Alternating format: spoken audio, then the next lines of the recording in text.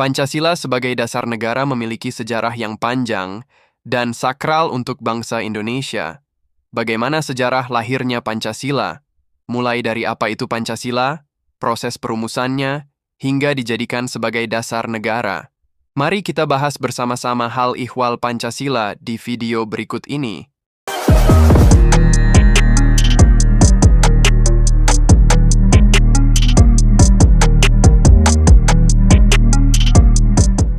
Guys, kalian pasti sudah sering dengar tentang Pancasila kan? Pancasila itu bukan cuma sekadar 5 sila, tapi juga punya sejarah panjang dan menarik banget loh.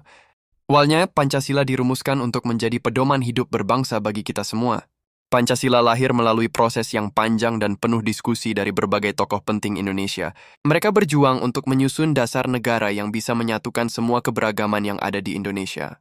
Proses ini nggak mudah ya guys, karena melibatkan perdebatan dan pemikiran yang mendalam. Nah, setelah melalui perjalanan panjang, Pancasila akhirnya ditetapkan sebagai dasar negara dan ideologi bangsa Indonesia. Fungsi Pancasila ini sangat penting karena menjadi pedoman dalam kehidupan bernegara dan berbangsa. Biar kamu makin kenal dengan Pancasila, yuk simak sejarah lahirnya Pancasila berikut ini.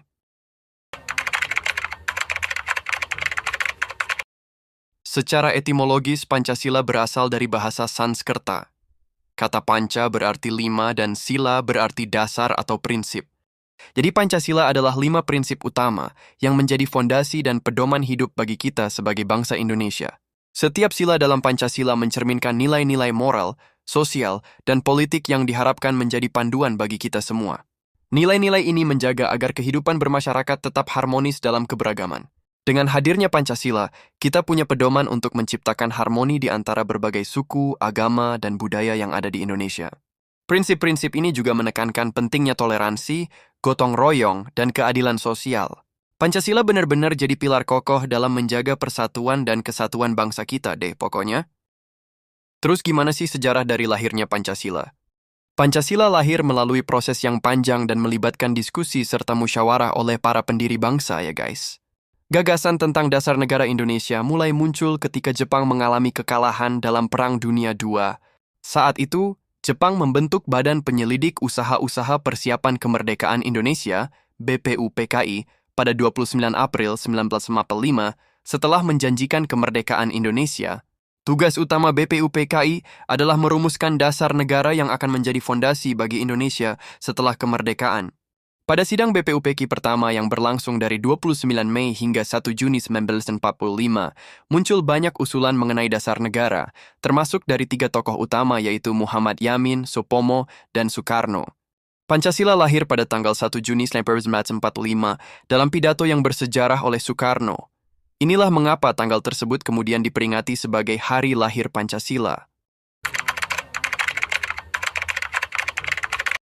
Pada sidang BPUPKI tanggal 29 Mei 1945, Muhammad Yamin mengusulkan 5 dasar negara dalam pidatonya, yang dikenal sebagai Rumusan Yamin. Usulan Moh Yamin sebagai berikut. 1. Peri kebangsaan. 2.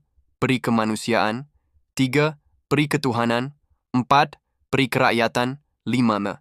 Kesejahteraan rakyat. Kemudian Yamin juga menyusun naskah tertulis yang sedikit berbeda dalam uraiannya, tetapi pada intinya tetap menekankan nilai-nilai kebangsaan, kemanusiaan, dan ketuhanan. Tokoh yang kedua adalah Supomo.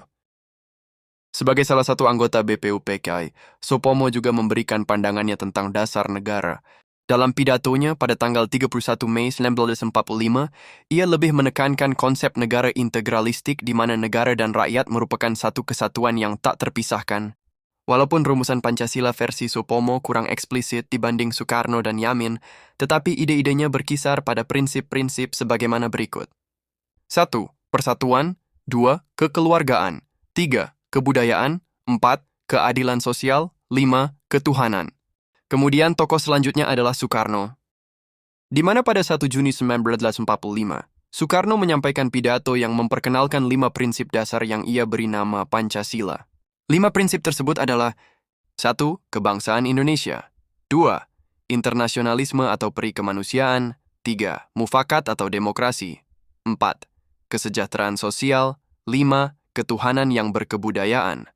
Soekarno juga menyarankan bahwa kelima sila ini bisa diringkas menjadi trisila, 3 sila, atau bahkan Ekasila, satu sila, yaitu gotong royong, yang merupakan nilai inti dari Pancasila. Selain tiga tokoh utama di atas, terdapat beberapa nama yang ikut memberikan pandangannya seperti Ki Bagus Hadikusuemo dan beberapa anggota lainnya. Ada beberapa orang yang menjawab dengan mempersiapkan naskah pidato, dan ada pula yang secara lesan sahaja. Hal ini terbukti dari naskah-naskah pidato beberapa anggota BPUPK yang sudah ditemukan. Naskah-naskah tersebut termuat di dalam beberapa risalah, antara lain yang disusun oleh Muhammad Yamin, Naskah Persiapan Undang-Undang Dasar 1945 tahun 1959, serta Sekretariat Negara RI, Risalah Sidang BPUPKI dan PPKI. Setelah usulan dari para tokoh di atas, kemudian BPUPKI membentuk sebuah panitia kecil yang dikenal sebagai Panitia 9 yang bertugas untuk merumuskan naskah dasar negara. Panitia ini terdiri dari 9 anggota, yakni Soekarno, Muhammad Hatta, Muhammad Yamin, Ahmad Subarjo, Agus Salim, Abi Kusno, Cokro Sujoso, Wahid Hashim, Abdul Kahar Muzakir, dan A.A. Maramis. Seiring dengan pembubaran BPUPKI karena sudah selesai tugasnya, maka dibentuklah PPKI dengan anggota 21 orang yang diketuai oleh Soekarno. Pada tanggal 18 Agustus, Soekarno sebagai ketua PPKI menambah lagi 6 orang anggota sehingga menjadi 27 orang. Pada tanggal 18 Agustus 1945, sehari setelah proklamasi kemerdekaan Republik Indonesia, digelarlah sidang PPKI. Beberapa belas menit sebelum dibukanya sidang PPKI tanggal 18 Agustus 1945, itulah terjadi drama yang sangat dramatis.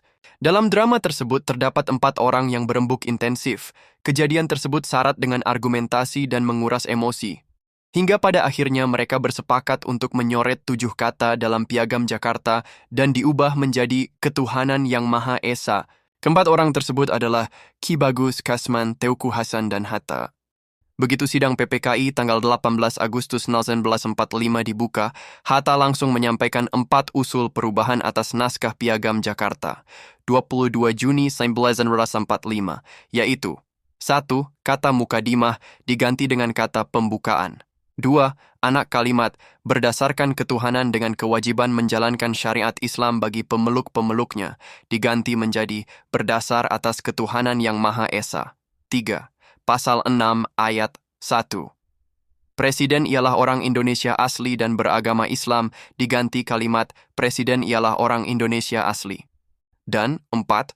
Pasal 29 ayat 1 yang berbunyi negara berdasar atas ketuhanan dengan kewajiban menjalankan syariat Islam bagi pemeluk-pemeluknya diganti dengan kalimat negara berdasar atas ketuhanan yang Maha Esa. Usulan Hatta tersebut di atas diterima secara aklamasi dalam sidang PPKI berkat persetujuan Ki Bagus menjelang sidang tersebut. Setelah perdebatan dan penyesuaian, Pancasila akhirnya disahkan dalam sidang Panitia Persiapan Kemerdekaan Indonesia, PPKI, pada 18 Agustus 1945 dengan rumusan sebagai berikut. 1. Ketuhanan yang Maha Esa. 2. Kemanusiaan yang adil dan beradab. 3. Persatuan Indonesia. 4. Kerakyatan yang dipimpin oleh hikmat kebijaksanaan dalam permusyawaratan perwakilan.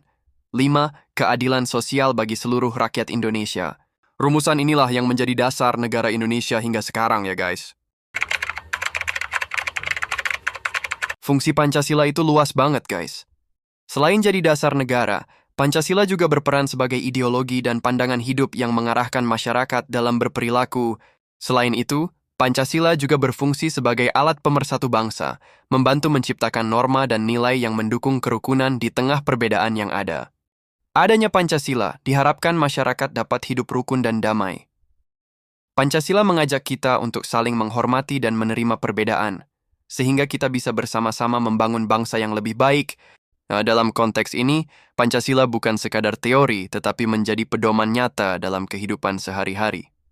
Jadi, mari kita praktikkan Pancasila dalam tindakan nyata demi kebaikan bersama. Sekian video singkat kali ini, semoga dapat bermanfaat. Nah, kalau kamu mau berdiskusi tentang Pancasila dan sejarah yang lainnya, kamu bisa loh berdiskusi dengan kami. See you. Jangan lupa like and subscribe channel ini